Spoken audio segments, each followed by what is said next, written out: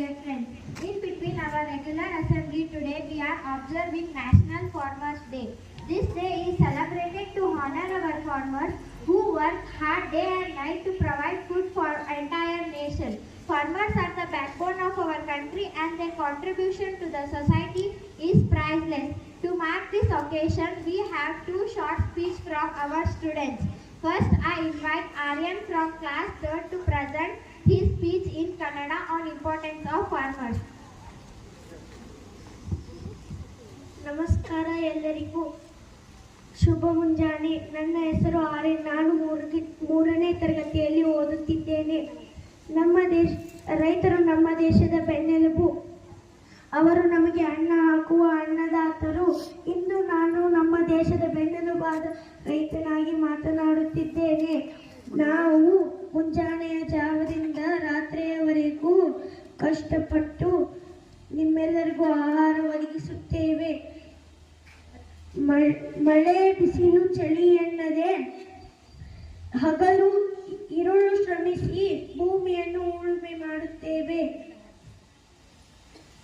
ಪ್ರಕೃತಿಯ ಮೇಲೆ ಅವಲಂಬಿತರಾಗಿ ಸಂಕಷ್ಟಗಳನ್ನು ಎದುರಿಸಿ ಬೆಳೆ ಬೆಳೆಯುತ್ತೇವೆ ಹಾಗೂ ಬೆಳೆ ಬೆಳೆಯುವುದನ್ನು ನಿಲ್ಲಿಸುವುದಿಲ್ಲ. ನಮ್ಮ ದೇಶದ ಆರ್ಥಿಕತೆಯಲ್ಲಿ ಕೃಷಿ ಕ್ಷೇತ್ರದ ಪಾತ್ರ ಅತ್ಯಂತ ಮಹತ್ವವಾಗಿದೆ. ರೈತರ ಕಷ್ಟ ನಷ್ಟಗಳನ್ನು ಅರ್ಥ ಮಾಡಿಕೊಂಡು ಅವರಿಗೆ ಸಹಾಯ ಮಾಡಿರಿ.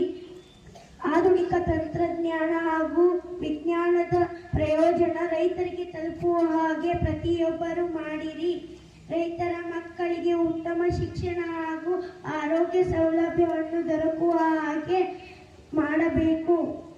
ರೈತರ ಬದುಕು ಸುಧಾರಿಸಿದರೆ ಮಾತ್ರ ನಮ್ಮ ದೇಶ ಅಭಿವೃದ್ಧಿ ಹೊಂದಲು ಸಾಧ್ಯ. ಆದಷ್ಟು ಬೇಗ ರೈತರನ್ನು ಗೌರವಿಸಿ ರೈತರಿಗೆ ಸಹಕರಿಸಿ. ಮತ್ತೊಮ್ಮೆ ಎಲ್ಲರಿಗೂ ರೈತರ ದಿನಾಚರಣೆ ಹಾರ್ದಿಕ ಶುಭಾಶಯಗಳು. ರೈತರಿಗೆ ಜಯವಾಗಲಿ. ಕನ್ನಡ ಮಾತಿಗೆ ಜಯವಾಗಲಿ. ಧನ್ಯವಾದಗಳು.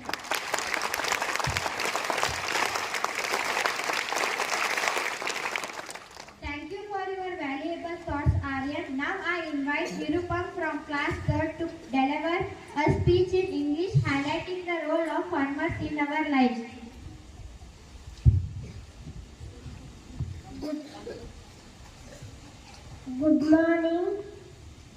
Good morning, respected teachers and my dear friends.